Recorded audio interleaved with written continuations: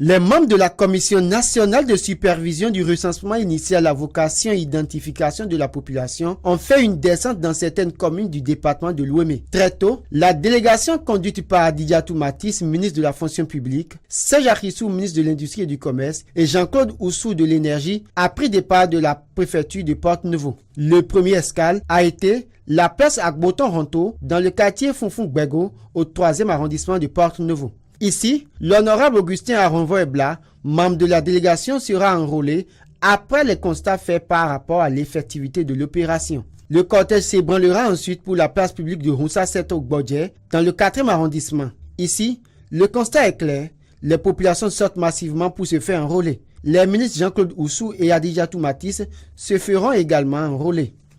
À la fin de l'opération, il y aura la délivrance d'une carte d'identité nationale biométrique à chaque citoyen recensé.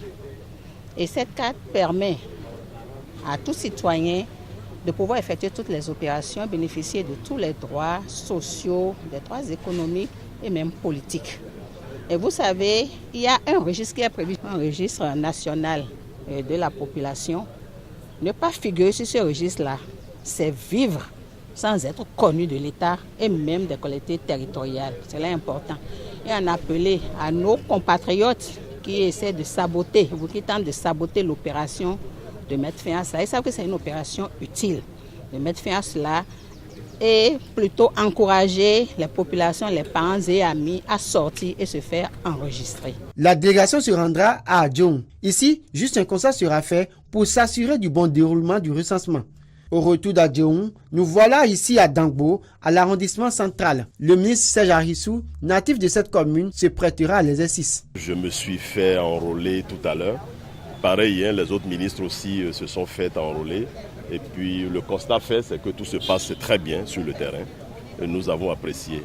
Et nous invitons davantage les populations de partout, au plan national, comme chez nous, ici dans notre commune, dans notre département, à sortir massivement pour aller se faire enrôler. C'est un outil très important. À Dangbo également, tout se passe bien pour la réussite de l'opération. La mission s'achèvera par la suite dans la commune de Missérété. Ici également, pas de souci. Les agents recrutés pour l'opération sont à la tâche. Les populations sont aussi présentes. Mais pour les quelques irrégularités observées, le coordonnateur national du RAVIP, Jean-Claude Aronvo-Ebla, est ferme. Il aborde également la situation des citoyens qui se font enrôler à plusieurs endroits. Oui, il y a quelques agents formulaires qui ont du mal à apprendre.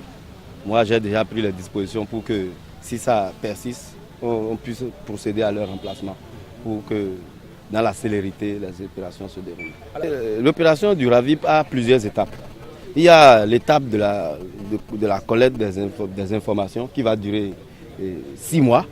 Et ensuite, nous, on rentre au laboratoire pour le traitement. Un individu peut se faire enrôler 50 fois, mais au traitement, on va déceler et le retenir une seule fois. Et on n'a aucun souci à cela. Le constat général est clair. Le RAVIP se déroule très bien. Pas de souci majeur. Les populations sont appelées à sortir massivement pour la réussite de l'opération. Cela y va de leurs intérêts.